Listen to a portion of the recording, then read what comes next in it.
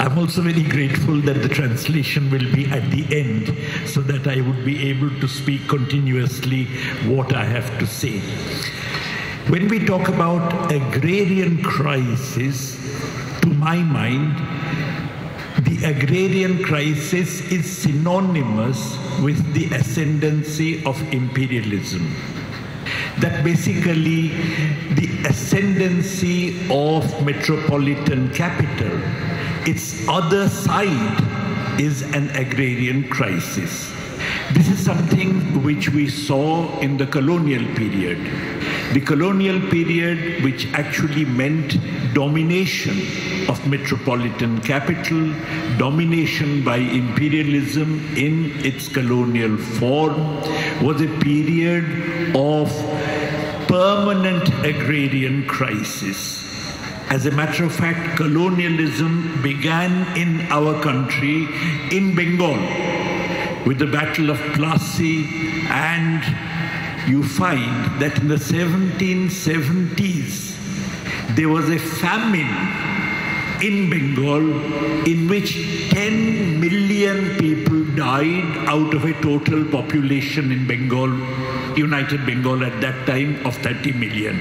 1/3 of the population, most of them obviously rural population, most of them peasants, agricultural laborers, they just died because of the very heavy revenue demand of the colonial state. Colonialism ended in 1947, but of course, in 1943, before the end of colonialism, there was another massive famine in Bengal in which 3 to 4 million people died, again because of the excessive demands on the people for financing the war effort. The entire colonial period was dotted with famines, and the entire colonial period, to my mind, was a period of permanent agrarian crisis. And in fact, after independence, there was a certain relief that was provided in the form of input subsidies, in the form of credit subsidy, nationalization of banks followed by the provision of credit to the agricultural sector at subsidized interest rates, and of course the entire system of support and procurement prices. But of course, with the onset of neoliberalism, which is once more an assertion of imperialism in a new guise, to which our own big bourgeoisie, our own corporate financial oligarchy is integrated. In other words, it is not only metropolitan capital, but our own big capital, the Ambanis, the Adanis, they also do exactly what metropolitan capital is doing. They are integrated in the global operations of metropolitan capital. This new form of imperialism is once more has created an agrarian crisis, the like of which we had not seen since independence. This crisis arises because of the withdrawal of input subsidies, the withdrawal of de facto withdrawal of credit subsidies, because now you can actually give credit to anybody in the agrarian sector. You can give it to a Coca-Cola plant that is being set up in the rural area, in some rural area, and claim that this is priority sector lending. As a result, genuine agricultural credit given to the peasantry has become virtually absent. I used to work in Kerala some years ago, and I would visit bank branches, and they would tell me that, look, we satisfy the priority sector lending norms, that a certain proportion of our credit goes to the priority sector, that is agriculture. But frankly, we must tell you between us that for the last 18 months, no credit has been given to any segment of the peasantry. So obviously then the peasantry are thrown on to private moneylenders. There is a new crop of private moneylenders that has come up, and of course this raises the input costs and makes agriculture unprofitable. Similarly, you have the withdrawal of the entire procurement and support operation. We know that it has been withdrawn from the cash crops completely. That in the cash crops also there used to be a system of support prices that prevented the cash crop prices from crashing. You had various boards, the tea board, coffee board, rubber board, coir board, all these boards. They would intervene in the market when the prices tended to crash in order to prevent such a crash. But of course those boards exist, but their marketing operations have ended, because of which now you find that international cash crop price fluctuations really get reflected in the price fluctuations in the domestic market. But in the case of food grains, exactly a similar parallel effort which was being attempted by the government was thwarted by the heroic agitation of the peasantry, more than year-long agitation. The idea was exactly the same. The idea was to get rid of the entire support cum procurement operation, and of course the peasantry resisted that. But because it resisted that, we must not delude ourselves into thinking that the government's mind has changed. Of course not, because this is the demand of imperialism, and this government is carrying forward an agenda on behalf of the big bourgeoisie in our country that is integrated with metropolitan capital to actually create an agrarian crisis exactly of this kind. The other obvious factor behind the agrarian crisis is not just the rise in input prices, fall in output prices, or the absence of any support in output prices, but I think Comrade Prakash Karat mentioned the whole privatization of education and health. Again, when I was working in Kerala, the government at that time had brought in debt relief legislation. A commission was set up to provide debt relief to the peasantry here. When that bill was being debated, a very common question was raised. That look, when you look at the peasants' indebtedness, most of it appears to be not on their agricultural operations, but because somebody's father had to have a surgery, somebody's son had to go and study somewhere. These are really for loans for other purposes, not for agricultural purposes. Then why should we provide debt relief to peasantry that has taken loan for other purposes, non-agricultural purposes? The point that this argument misses is that for the peasant, in fact, it is one united activity. That there is no separate, unlike for corporate capital, there is no separate account of production from the account of education, health, and so on. For the peasant, it is one united economy. So if the peasant takes a loan for the father being ill, or if the peasant takes a loan for the son going for studies, then that is something that impinges on the production sector. If something impinges on the production sector, in that case, that forces the peasant to take a loan for health care, for education and so on. It's one integrated economy as far as the peasantry is concerned. Because of which, the privatization of essential services, which has raised their costs immensely, is something which is a major reason for peasant agriculture becoming unviable and for there being a peasant crisis whose manifestations Comrade Dhawale elaborated. So the dominance of imperialism in the colonial period produced a permanent agrarian crisis. The new new assertion by imperialism to which our own domestic big bourgeoisie is now integrated, is now producing a new version of the agrarian crisis. But you may ask the question, why? What is the connection between imperialism on the one hand and an agrarian crisis on the other? I think the reason is very simple.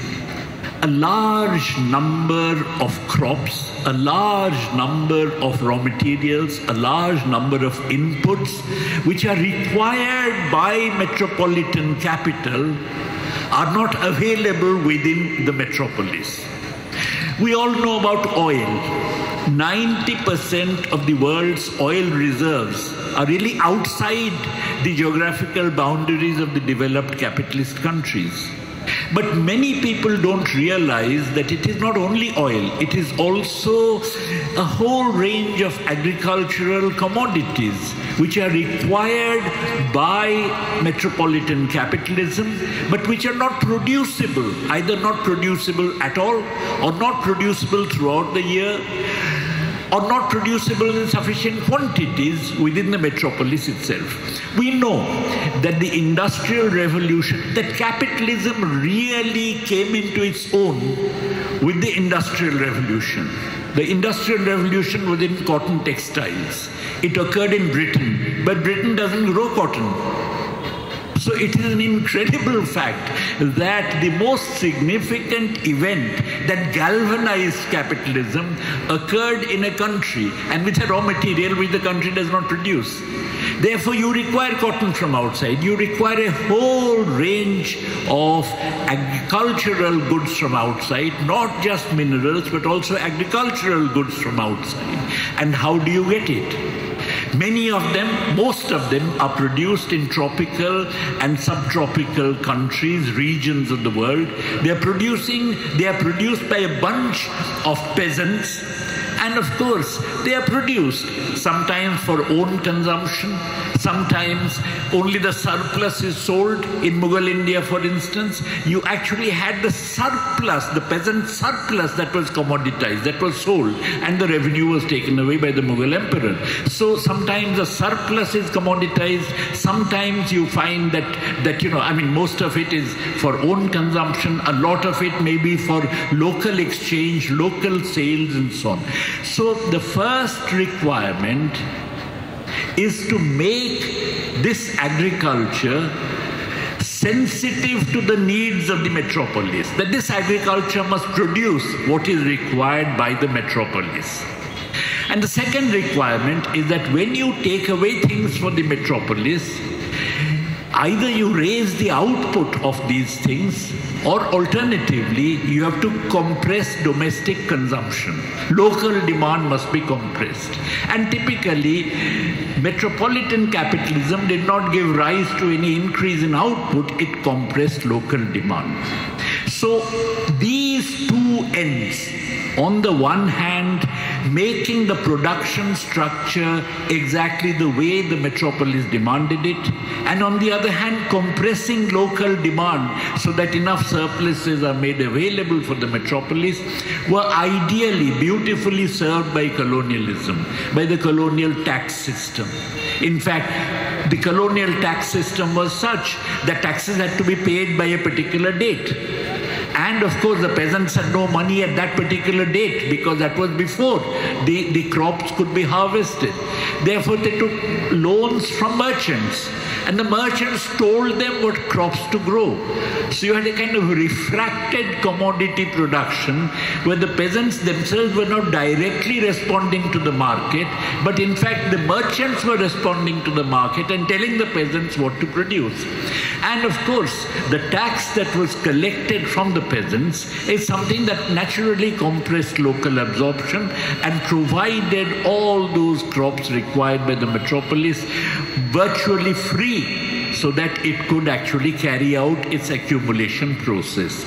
In fact, Karl Marx recognized this in a very important letter he wrote in 1881, in which he actually talks about the amount the British take from India every year, not counting the amount that they spend inside India from what they take, the amount they simply take away without any quid pro quo is the income of 60 million industrial and agricultural laborers in that country.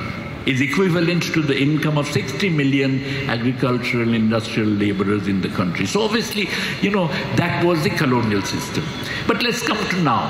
What exactly is happening? Again, any system of procurement, any system of support prices, procurement prices, implies that the peasants respond to these prices. If the procurement price is high, then they produce that particular crop. They are not responding to the demands of the metropolis. Particularly in the post-Second World War period, in more recent times, the advanced countries have become surplus food grain producers, general sense. I'm not talking about this year.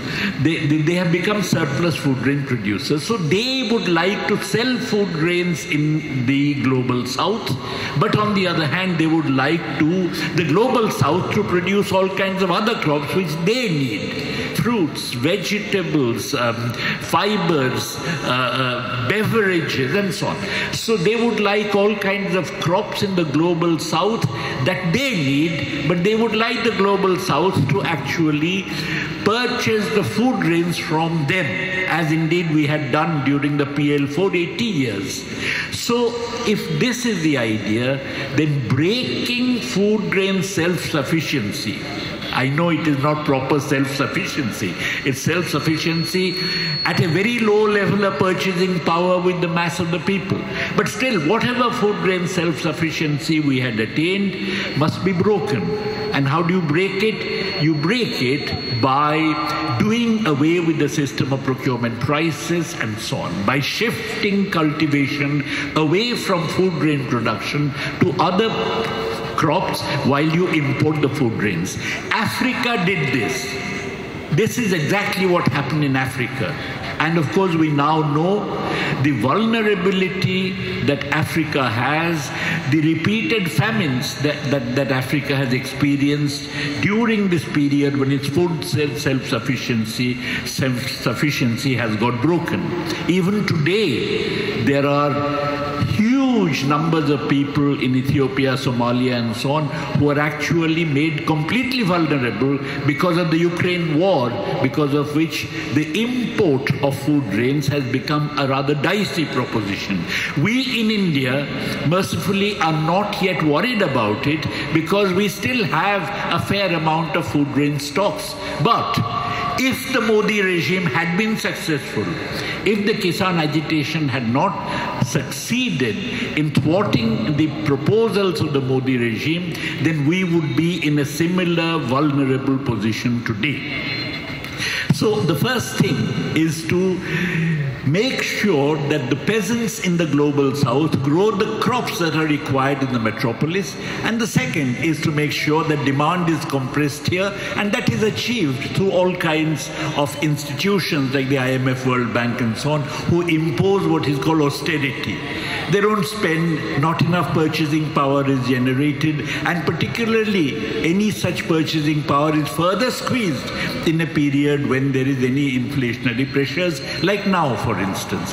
Therefore, these kinds of ambitions are realized by having an agrarian policy, which of course would make the peasantry subservient to the metropolitan needs. In addition, now you actually have agribusiness, and this agribusiness would like to penetrate Indian agriculture, penetrate agriculture all over the global south, and this capitalist encroachment into agriculture is something which again would actually make agriculture even more responsive to the demands of the metropolitan countries. Therefore, what we call the agrarian crisis today is really a reflection of these neoliberal policies which are being pursued and which, as it were, bring back, revive the project of imperialism in a new garb, in a new situation where the domestic big bourgeoisie is really aligned to this. There's so much talk these days about GDP growth, how India is doing very well, $5 trillion economy and so on. All that is really something which completely ignores the reality of the agrarian crisis. As a matter of fact, vast numbers of people not only are not touched by this so-called 5 trillion, by this so-called growth in the economy, but vast numbers of people are actually have become worse off during this entire period of growth. There are lots of figures one can quote. In fact, Comrade Davle talked about the hunger index and so on. You just take a very simple criterion. A criterion which the Planning Commission itself had put forward, that look at the proportion of the rural population that cannot access 2,200 calories per person per day. That they had defined in 1973-4 as constituting rural poverty. This proportion, which in 1993-4 was 58%, became in 2011-12 68%. So hunger had grown during the entire period of neoliberalism. The corresponding figure for urban areas where the benchmark was 2,100 calories had increased from 57% to 65%. So all over India, you actually found that there was an increase taking place in the extent of hunger, and this notwithstanding all the talk about growth rate and this and that. Why was this increase taking place in the extent of hunger? Why? The reason is very simple, because if you have an agrarian crisis, which, as I said, is the other side of the coin of metropolitan hegemony, then this agrarian crisis, by squeezing large segments of the peasantry, forces them out of agriculture looking for jobs in urban areas. And when they do, there are no jobs in urban areas. Again, because of neoliberalism, competition increases so much between countries. Because there will be cheaper imports, you have to introduce technological progress domestically to be able to stay in the business. Therefore, there is a very rapid rate of growth of technological change, which in capitalist conditions typically means a rise in labor productivity. Economy of labor. The less labor you employ, the better it is under capitalism. And therefore, you find that this reassertion of metropolitan hegemony with the connivance of the domestic big business, on the one hand, creates an agrarian crisis, and on the other hand, reduces the growth of employment in the urban areas, because if you have very high rates of growth of labor productivity, then no matter how high your rate of growth of GDP, employment growth rate falls. If you have 8% growth rate of GDP, but 7% growth rate of labor productivity, then employment growth rate is just 1%, which is less than the rate of growth of the workforce. Therefore, you have a situation where poverty is something which is endemic. Of course, there is an enormous growth in the reserve army of labor, what Marx had called the reserve army of labor. The reserve army of labor, of course, does not in India appear in the form of a growth in open unemployment. What it means is casualization. Suppose earlier a person managed to get 5 hours of work, that person now would be getting only 2 hours of work. Therefore, you find that there is no open unemployment, but the magnitude of employment, a given magnitude of employment, is now rationed out among a larger number of people, because of which there is a growth in the reserve army of labor relative to the workforce. And of course, any such growth in the reserve army of labor relative to the workforce entails a growth in the magnitude of poverty. Marx had related poverty to the reserve army army of labor, and of course that is something which we find again in India today. But this has an extremely important implication, and that implication is the following: that now the interests of the workers and the peasants have really got linked in a way which is quite different, which is quite new. When Lenin was talking about a worker-peasant alliance in the context of the Russian Revolution, the argument was the following. The argument was that in countries coming late to the bourgeois revolution, the bourgeoisie is too afraid, too scared to make those big attacks on feudalism which the French Revolution had done. The French Revolution, a classic bourgeois revolution, had really attacked feudalism. You actually had the distribution of feudal estates among the peasantry. That is something which the bourgeoisie coming late on the historical scene would not be able to do.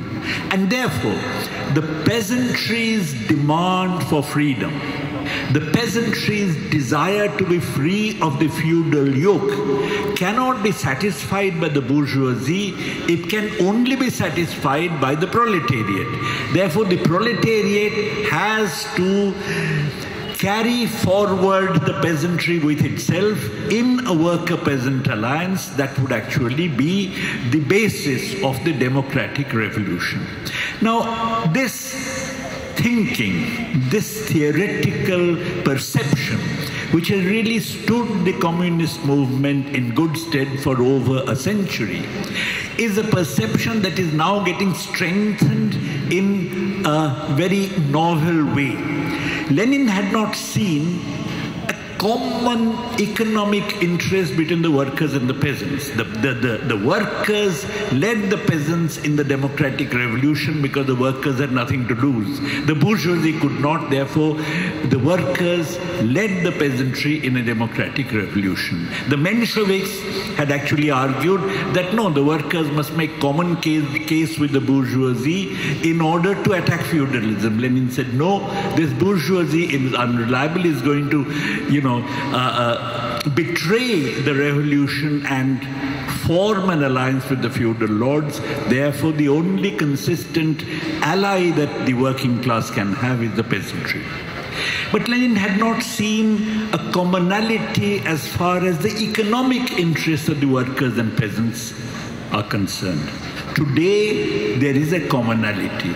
Neoliberalism is as hateful for the peasantry as it is to the workers. Therefore, when neoliberalism has emerged in this very big way, in this very prominent way, the basis for the worker-peasant unity becomes even stronger. And that basis is something which has to be carried forward into a worker-peasant alliance. And that alliance and the requirements for that alliance were discussed by Comrade Prakash Karat, so I would not go into it. But fundamentally, we now are in a world in which there is a new development, and we have to be aware of that new development and what it opens up for the revolutionary perspective.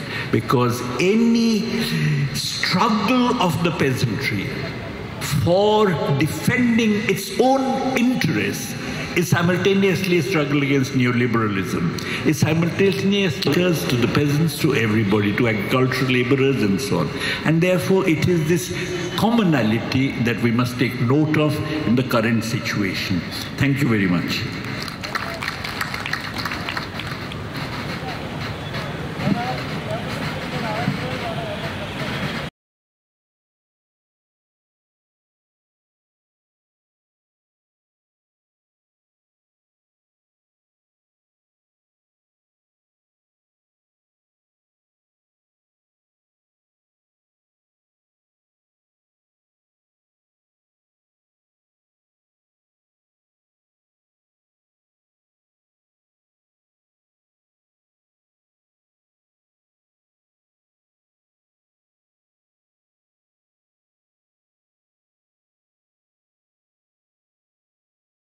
Ashok Dhawale, Prakash Karat, professor Janmohan, Vijayaraghavan, മറ്റ് സഖാക്കളെ, പ്രസംഗത്തിന് ശേഷം തർജ്ജമ എന്നാക്കിയത് വളരെയധികം നന്നായി. കാർഷിക പ്രതിസന്ധി സാമ്രാജ്യത്വത്തിൻ്റെ ഉയർച്ചയ്ക്ക് സമാനമായ രീതിയിലാണ് പോയിക്കൊണ്ടിരുന്നത്. കൊളോണിയൽ കാലഘട്ടത്തിൽ നഗര കേന്ദ്രിത സാമ്രാജ്യത്വത്തിൻ്റെ ഉയർച്ചയ്ക്ക് ഏറ്റവും കൂടുതൽ സംഭാവന നൽകിയത് ഈ കാർഷിക പ്രതിസന്ധിയാണ്. 1770 ഏതാണ്ട് 10 മില്യൺ ജനങ്ങൾ മരിച്ചു വീണ ബംഗാളിലെ ക്ഷാമം ഉണ്ടായതായി ചരിത്രത്തിൽ രേഖപ്പെടുത്തിയിട്ടുണ്ട്. അതിനുശേഷം 947 കൊളോണിയൽ നുഖത്തിൽ നിന്നും ഇന്ത്യ മോചിതനായ 4 വർഷം മുമ്പ് 943 മറ്റൊരു വലിയ ക്ഷാമമുണ്ടായി. യഥാർത്ഥത്തിൽ ഇന്ത്യയിലെ കൊളോണിയലിസത്തിൻ്റെ മുഴുവൻ കാലഘട്ടത്തിലും വലിയ തോതിലുള്ള കാർഷിക പ്രതിസന്ധി നിലനിന്നിരുന്നു എന്ന് നമുക്ക് കാണാൻ കഴിയും. അത് കഴിഞ്ഞതിന് ശേഷം വലിയ തോതിൽ കാർഷിക രംഗത്തെ പുനരുജ്ജീവിപ്പിക്കുന്നതിനുള്ള ശ്രമങ്ങളുണ്ടായി. കടാശ്വാസം, സബ്സിഡികൾ, താങ്ങുവില മുതലായിട്ടുള്ള സംവിധാനങ്ങൾ ഏർപ്പെടുത്തി. പക്ഷേ 1990 ശേഷം നവലിബറൽ സാമ്പത്തിക ക്രമങ്ങളുടെ വരവോടെ വീണ്ടും ആഭ്യന്തര കുഴപ്പങ്ങളുണ്ടാവുകയും വലിയ തോതിൽ ബൂർഷ്വാസിയുടെ പ്രഭാവം ഈ മേഖലയിൽ വ്യക്തമാവുകയും ചെയ്യുകയുണ്ടായി. ഈ രൂപത്തിൽ കൊളോണിയലിസത്തിന് സമാനമായ ഒരു പ്രതിസന്ധി 1990-കൾക്ക് ശേഷം ഇന്ത്യയിൽ സംജാതമായിട്ടുണ്ട്. ബാങ്കുകൾ നൽകുന്ന സബ്സിഡി കാർഷിക മേഖലയിൽ പൂർണ്ണമായി ഉപയോഗിക്കാത്ത സ്ഥിതിയുണ്ടായി. കൊക്കക്കോള പോലെയുള്ള വലിയ സ്ഥാപനങ്ങൾക്ക് കൊടുക്കുന്ന സബ്സിഡി പോലും കാർഷിക മേഖലയിലെ സബ്സിഡിയായി വ്യാഖ്യാനിക്കാൻ ആരംഭമുണ്ടായി. കേരളത്തിലുണ്ടായിരുന്ന സമയത്ത് ഇത്തരത്തിലുള്ള നിരവധി ഉദാഹരണങ്ങൾ ശ്രദ്ധയിൽപ്പെട്ടത് ഓർക്കുന്നു. നമ്മുടെ കേരളത്തിൽ പ്രത്യേകിച്ചും വാണിജ്യ വിളകൾക്ക് നൽകിയിരുന്ന സബ്സിഡിയും ധനസഹായവും പോലും അനുക്രമം കുറയുന്നതായിട്ടാണ് കണ്ടുവരുന്നത്. വാണിജ്യ വിളകൾക്ക് നൽകിയിരുന്ന സബ്സിഡികളുടെ ഭാഗമായിട്ടുണ്ടായിരുന്ന മറ്റെല്ലാ സഹായ സംവിധാനങ്ങളും അനുക്രമം അവസാനിപ്പിക്കുകയാണ് ഉണ്ടായിട്ടുള്ളത്. ടീ ബോർഡ്, കോഫി ബോർഡ് മുതലായിട്ടുള്ള സംവിധാനങ്ങളൊക്കെയും തകർന്നു. ആഗോള പ്രതിസന്ധികൾക്കനുസരിച്ച് ഇവിടെയും വിലവ്യതിയാനം ഉണ്ടാകുന്നതിനുള്ള സാഹചര്യമുണ്ടായി. യഥാർത്ഥത്തിൽ ഭക്ഷ്യമേഖലയിലും ഇത്തരത്തിലുള്ള ഒരു സാഹചര്യം സൃഷ്ടിക്കുന്നതിനാണ് മോദി ഗവൺമെൻറ് ശ്രമിച്ചുകൊണ്ടിരുന്നത്. പക്ഷേ കർഷകരുടെ വലിയ ചെറുത്തുനിൽപ്പ് മൂലം ഇത്തരത്തിലുള്ള വലിയ ദുരന്തം ഒഴിവാവുകയാണ് ഉണ്ടായത്. മറ്റൊരു പ്രധാനപ്പെട്ട പ്രശ്നം കാർഷിക ഉൽപ്പാദനോപാധികളുടെ വിലവർധനവാണ്. കേരളത്തിൽ LDF ഗവൺമെൻറ് കടാശ്വാസ കമ്മീഷൻ കൊണ്ടുവന്ന സമയത്ത് കൃഷിക്കാർക്ക് കടാശ്വാസം നൽകുമ്പോൾ അത് കൃഷിക്ക് മാത്രം ഉപയോഗിക്കുന്ന വായ്പയല്ല, മറിച്ച് മറ്റ് ആവശ്യങ്ങൾ കൂടി ഉപയോഗിക്കുന്ന വായ്പയാണ് എന്നൊരു വാദമുയർന്നിരുന്നു. പക്ഷേ കൃഷിക്കാരനെ സംബന്ധിച്ചിടത്തോളം ലഭിക്കുന്ന എല്ലാ വായ്പയും കാർഷിക ഉൽപ്പാദനവുമായി ബന്ധപ്പെട്ട വായ്പ തന്നെയാണ്. അദ്ദേഹം മറ്റേതെങ്കിലും കാര്യത്തിന് വേണ്ടി ആ പണം വിനിയോഗിക്കുകയാണെങ്കിൽ ആ തുകയും യഥാർത്ഥത്തിൽ കാർഷിക ഉൽപ്പാദനത്തെയാണ് ബാധിക്കുന്നത്. ഈ സഹായമില്ലെങ്കിൽ കൃഷി ഒരിക്കലും ലാഭകരമാവുകയില്ല. സാമ്രാജ്യത്തിൻ്റെ പ്രഭാവം, അതിൻ്റെ സ്വഭാവവിശേഷങ്ങൾ ആഭ്യന്തര ബൂർഷ്വാസിയുടെ സ്വഭാവത്തിലും പ്രത്യേകമായിട്ട് വന്നിട്ടുണ്ട്. നമുക്കെല്ലാവർക്കും അറിയാവുന്നതുപോലെ നഗരകേന്ദ്ര വ്യവസായങ്ങൾക്ക് ആവശ്യമായിട്ടുള്ള ഉൽപ്പന്നങ്ങളാണ് കാർഷിക മേഖലയിൽ ഉൽപ്പാദിപ്പിക്കപ്പെട്ടുകൊണ്ടിരുന്നത്. വലിയ തോതിലുള്ള ഉൽപ്പാദനം വർദ്ധിപ്പിക്കുന്നതിന് ഇത്തരത്തിലുള്ള കാർഷിക ഉൽപ്പന്നങ്ങൾ മറ്റ് രാജ്യങ്ങളിൽ നിന്ന് ഉൽപ്പാദിപ്പിക്കേണ്ടിയിരുന്നു. അപ്പോൾ ആവശ്യമുള്ള ഇത്തരത്തിലുള്ള ഉൽപ്പന്നങ്ങൾ മാത്രം ഉൽപ്പാദിപ്പിച്ചാൽ മതി എന്ന തരത്തിലുള്ള നിർബന്ധം പ്രത്യേകിച്ച് ഉഷ്ണമേഖലാ രാജ്യങ്ങളിൽ അവർ ചെലുത്തുകയുണ്ടായി. അതിൻ്റെ ഭാഗമായിട്ടാണ് ഇന്ത്യ ഉൾപ്പെടെയുള്ള മറ്റു രാജ്യങ്ങളിൽ നിന്ന് വലിയ തോതിൽ ഇത്തരത്തിലുള്ള കാർഷിക ഉൽപ്പന്നങ്ങൾ അവരുടെ വ്യവസായ ആവശ്യങ്ങൾക്ക് വേണ്ടി അവർ ഉൽപ്പാദിപ്പിക്കുകയും അങ്ങോട്ട് കൊണ്ടുപോവുകയും ചെയ്തത്. അത് കഴിഞ്ഞതിന് ശേഷം ഈ പറയുന്ന പല സ്ഥലങ്ങളിലും സ്വന്തം ഭക്ഷ്യപ്രതിസന്ധി, ഭക്ഷ്യസുരക്ഷ അവതാളത്തിലാക്കുന്ന നിരവധി നയങ്ങൾ അവർ മുന്നോട്ട് വെച്ചു. 1881 മാർക്സ് ഇന്ത്യയിൽ നിന്ന് ഓരോ വർഷവും ബ്രിട്ടൻ ചൂഷണം ചെയ്യുന്നത് ഏതാണ്ട് 16 മില്യൺ കാർഷിക വ്യവസായ തൊഴിലാളികളുടെ വേതനത്തിന് തുല്യമായ സംഖ്യയാണ് എന്ന് രേഖപ്പെടുത്തിയിട്ടുണ്ട്. രണ്ടാം ലോക മഹായുദ്ധത്തിന് ശേഷം വികസിത രാജ്യങ്ങൾ ഭക്ഷ്യോൽപാദനം വർദ്ധിപ്പിച്ചു. അവരുടെ അധിക ഉൽപ്പാദനം മറ്റു രാജ്യങ്ങളിലേക്ക് കയറ്റുമതി ചെയ്യാൻ അവർക്ക് താല്പര്യമുണ്ടായി. അവരൊറ്റ കാരണം കൊണ്ട് തന്നെ ഈ പറയുന്ന അവികസിത രാജ്യങ്ങൾ, തെക്കൻ രാജ്യങ്ങൾ സ്വന്തം നിലയിൽ ഭക്ഷ്യസുരക്ഷ വർദ്ധിപ്പിക്കുന്നതിനെ അവർ പലതോതിൽ എതിർക്കുകയും അതിൻ്റെ ഭാഗമായി നമ്മുടെ ഭക്ഷ്യ വ്യവസ്ഥ തകർക്കുന്നതിനുള്ള നിരവധി ശ്രമങ്ങൾ ആരംഭിക്കുകയും ചെയ്തു. ഉദാഹരണത്തിന് ആഫ്രിക്കയിലെ എത്യോപ്യ, സൊമാലിയ മുതലായുള്ള രാജ്യങ്ങളിൽ ഇപ്പോഴും ഇത്തരത്തിലുള്ള ഭക്ഷ്യപ്രതിസന്ധി നിലനിൽക്കുന്നതും ദാരിദ്ര്യം കൊടികുത്തി വാഴുന്നതും ഇവരുടെ നയങ്ങൾക്ക് വശംവദരായി ചില കാര്യങ്ങൾ ചെയ്തതുകൊണ്ടാണ്. IMF, വേൾഡ് ബാങ്ക് മുതലായിട്ടുള്ള അന്താരാഷ്ട്ര ഏജൻസികളും ഇതേ നയം തന്നെയാണ് തുടർന്നു വന്നത്. പ്രധാനമായും ഇപ്പോൾ നാം കാണുന്നത് അഗ്രി ബിസിനസിൻ്റെ വലിയ തോതിലുള്ള വ്യാപനമാണ്. അഗ്രി ബിസിനസ് യഥാർത്ഥത്തിൽ കാർഷിക മേഖലയിലേക്ക് മുതലാളിത്ത ശക്തികളുടെ അധിനിവേശത്തിൻ്റെ മറ്റൊരു രൂപവും തന്ത്രവുമാണ്. അതുകൊണ്ടാണ് കാർഷിക പ്രതിസന്ധി ഇത്തരത്തിലുള്ള മുതലാളിത്ത സാമ്രാജ്യ അധിനിവേശത്തിൻ്റെ ഫലമായിട്ടാണ് സംഭവിക്കുന്നത് എന്ന് പ്രത്യേകമായിട്ട് പറയുന്നത്. ഇന്ത്യയിലെ GDPയുടെ കണക്കുകൾ പ്രത്യേകം ശ്രദ്ധിക്കേണ്ടതായിട്ടുണ്ട്. വലിയ തോതിൽ പൊലിപ്പിച്ച് കാണിക്കുകയാണ് ഇന്ത്യയിലെ GDPയുടെയും വളർച്ചയുടെയും സാമ്പത്തിക വളർച്ചയുടെയും കണക്കുകൾ. ട്രില്യൺ ഇക്കോണമി എന്നിങ്ങനെയൊക്കെ പറയുമ്പോഴും വലിയ വൈരുദ്ധ്യങ്ങൾ നിലനിൽക്കുന്നുണ്ട്. ഏറ്റവും പ്രധാനപ്പെട്ട വൈരുദ്ധ്യം ഇന്ത്യ വിശപ്പ് സൂചിക പട്ടികയിൽ വളരെയധികം പിറകെ പോകുന്നു എന്നുള്ളതുകൊണ്ടാണ്. ആരോഗ്യകരമായിട്ടുള്ള ജീവിതം മുന്നോട്ട് നയിക്കുന്നതിന് ആവശ്യമായിട്ടുള്ള ഭക്ഷണം ഭൂരിപക്ഷം ജനങ്ങൾക്ക് ലഭിക്കുന്നില്ല എന്നുള്ളതാണ് ഈ പറയുന്ന ഇന്ത്യയുടെ യാഥാർത്ഥ്യം. ദാരിദ്ര്യം വലിയ തോതിൽ വർദ്ധിച്ചുകൊണ്ടിരിക്കുന്നു. തൊഴിലാളികൾക്ക് സ്ഥിരമായിട്ടുള്ള തൊഴിലവസരങ്ങൾ ലഭിക്കാതെ കാർഷിക തൊഴിലാളികളായിട്ട് മാറുന്നു. വലിയ തോതിൽ അവർ പാർശ്വവൽക്കരിക്കപ്പെടുകയാണ്. പ്രധാനമായിട്ടും ഇതിനുള്ള കാരണം കാർഷിക മേഖലയിലെ പൊതുമൂലധന നിക്ഷേപം കുറയുന്നു എന്നുള്ളതാണ്. യഥാർത്ഥത്തിൽ ദാരിദ്ര്യത്തിൻ്റെ മറ്റൊരു പ്രധാനപ്പെട്ട ഉദാഹരണമായി അല്ലെങ്കിൽ അതിൻ്റെ പ്രതീകമായി മാർക്സ് പറഞ്ഞത് റിസർവ്ഡ് ആർമി ഓഫ് ലേബർ എന്നുള്ളതാണ്. ആ തരത്തിൽ ഇപ്പോഴും സംഭവിച്ചുകൊണ്ടിരിക്കുന്നു എന്നുള്ളതാണ് യാഥാർത്ഥ്യം. റഷ്യൻ വിപ്ലവത്തിൻ്റെ പശ്ചാത്തലത്തിൽ ലെനിൻ കർഷകരുടെയും തൊഴിലാളികളുടെയും സഖ്യത്തെക്കുറിച്ച് ഊന്നി പറയുകയുണ്ടായി. യഥാർത്ഥത്തിൽ കർഷകരുടെ മോചനം, പ്രത്യേകിച്ച് ഫ്യൂഡൽ നുഖത്തിൽ നിന്നുള്ള മോചനം സാധ്യമാകണമെങ്കിൽ തൊഴിലാളികളുമായിട്ടുള്ള സഖ്യമാണ് ഏറ്റവും പ്രധാനം എന്ന് പലതവണ അദ്ദേഹം പറഞ്ഞിട്ടുണ്ട്. ജനാധിപത്യ വിപ്ലവത്തിൽ തൊഴിലാളികളും കർഷകരും തമ്മിലുള്ള സഖ്യമാണ് ഏറ്റവും ഫലപ്രദം എന്നും അദ്ദേഹം നിരീക്ഷിച്ചിട്ടുണ്ട്. ഇന്ത്യയെ സംബന്ധിച്ചിടത്തോളം ഇന്ത്യയുടെ സവിശേഷ സാഹചര്യത്തിൽ ഈ ബന്ധം ഇപ്പോൾ കൂടുതൽ ശക്തവും പ്രകടവുമാണ്. ഇപ്പോൾ ഇന്ത്യയിൽ നിലനിൽക്കുന്ന സംവിധാനം, പ്രത്യേകിച്ച് ഇന്ത്യയിലെ കാർഷിക മേഖലയിലെ നയങ്ങൾ, ഭരണകൂടത്തിൻ്റെ ഇപ്പോഴത്തെ സമീപനം എന്നിവ ലെനിൻ്റെ ഈ നിരീക്ഷണം ഊട്ടിയുറപ്പിക്കുകയാണ്. കർഷകരുടെ ഏത് പോരാട്ടവും ഇപ്പോൾ യഥാർത്ഥത്തിൽ നവലിബറൽ സ്വഭാവങ്ങൾക്കെതിരെയുള്ള, നവലിബറൽ നയങ്ങൾക്കെതിരെയുള്ള പോരാട്ടമാണ്. അവരൊറ്റ കാരണം കൊണ്ട് തന്നെ കർഷകരും തൊഴിലാളികളും തമ്മിലുള്ള ബന്ധം അതിശക്തമായി നിലനിർത്തുകയും ഊട്ടിയുറപ്പിക്കുകയും ചെയ്യേണ്ടത് കാലഘട്ടത്തിൻ്റെ ആവശ്യമാണ്.